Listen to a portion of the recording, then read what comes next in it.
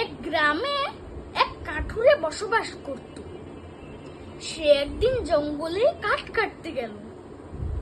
সে যেখানে কাঠ কাটছিল তার পাশেই ছিল একটি নদী।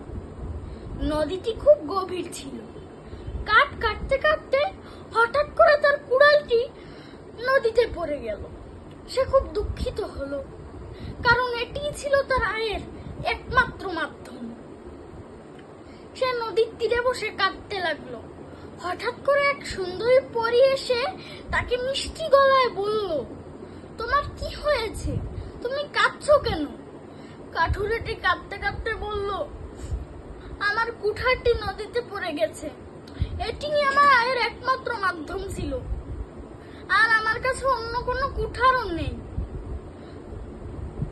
তার পরীটি তারপরে বলল, তুমি শান্ত হও, আমি তোমাকে সাহায্য করব। পরীটি একটি ডুব দিল ও একটি কুঠার নিয়ে ফিরল। কুঠারটি ছিল সোনার তৈরি।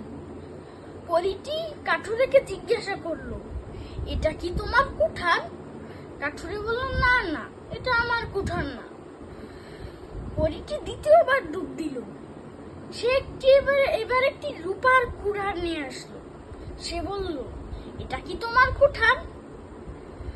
কাঠুরে বলল, না না না, আমার কুঠার তো লোহার তৈরি, এটা আমার কুঠার নয়।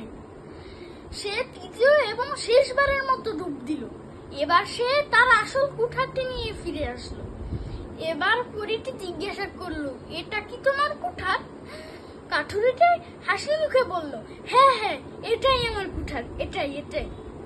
তারপরে পরীটি খুব খুশি হলো। লোকটির সততা দেখে সে 3টি কুঠারই তাকে দিয়ে দিল। তো বন্ধুরা, আমরা এই গল্প থেকে কি শিখতে পারলাম? আমরা এই গল্প থেকে শিখতে পারলাম যে সততার পুরস্কার রয়েছে ও আমরা কখনো মিথ্যা কথা বলবো না। সবসময় আমরা সত্যি কথাই বলবো।